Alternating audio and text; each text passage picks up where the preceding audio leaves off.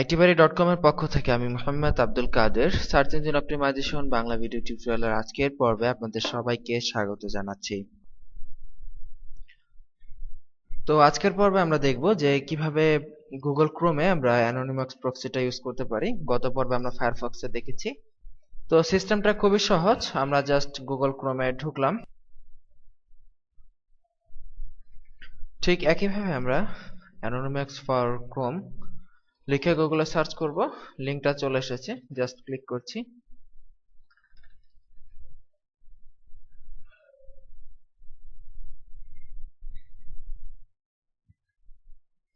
দেখুন চলে এসেছে anonymous for Chrome. Just add to ক্রোমে ক্লিক করছি। এখান থেকে আমরা ক্রোমে জাস্ট অ্যাড, খুবই ইজি গুগল ক্রোমে কোনো এক্সটেনশন অ্যাড করা, এবং এতে কোনো রিস্টার্টেরও প্রয়োজন হয় না। এই জিনিসটা দারুণ করেছে, কিন্তু ফায়ারফক্সে যে কোনো ম্যাক্সিমাম এক্সটেনশন ইউজ করতে গেলে আগে রিস্টার্ট দিতে হয়। তো এইভাবে এটা ইনস্টল হয়ে গেল এখানে। তো ইনস্টল হওয়ার পাশাপাশি আমরা এখানে দেখব যে আরো বেশ কিছু এক্সটেনশনের কথা এখানে ওরা উল্লেখ করেছে, যেগুলো এই আইপি হাইড করার রিলেটেড। তো আমরা এই এক্সটেনশনটাই মূলত আমি পার্সোনালি বেশি ইউজ করা পরে, বা এখানে আরো একটি চমৎকার এরকম এক্সটেনশন আছে, সেটি হচ্ছে ঘোস্টেরি। তো এটাও চাইলে ইউজ করতে পারেন, তবে সবচাইতে বেটার আমার মনে হয় এটাই, যেহেতু আমরা এটা দিয়ে দেখলাম। দেখুন এটা হয়ে গেছে ইনস্টল, এবং এটা ইনস্টলের আগে এটা দেখুন, এখানে যদি আমরা ক্লিক করি এখানে দেখতে পাবো যে আমাদের anonymous proxy is on.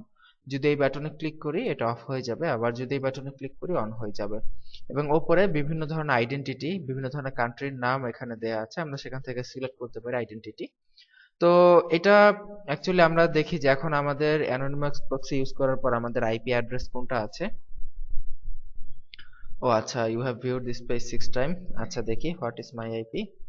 What is my IP আবার এটা লিমিট ক্রস করে রাখছে আমাদের জন্য। দুঃখিত যে আমাদের আইপিটা চেক করা যাচ্ছে না, এবং আইপিটা চেক করতে হলে সাইন আপ করতে হবে। এটা হচ্ছে ওদের একটা লিমিট যে 5 বারের বেশি বা 6 বারের বেশি আইপি অ্যাড্রেস চেক করা যায় না। চেক করতে হলে ওদেরকে আবার পুনরায় অ্যাকাউন্ট খুলে তারপর আইপি চেক করতে হয়। তো যাই হোক, আপনারা এইভাবে অ্যানোনিমাস প্রক্সি ইউজ করে দেখে নেবেন আপনারা কোন আইপিতে আছেন, এবং এর মাধ্যমে আপনি যে কোনো ওয়েবসাইট ব্রাউজ করতে পারেন আপনার নিজের আইপি ব্যবহার না করেই। আপনি অন্য দেশের বা অন্য একটা কম্পিউটারে আইপি ব্যবহার করে অ্যানোনিমাস প্রক্সি ব্যবহার করতে পারেন।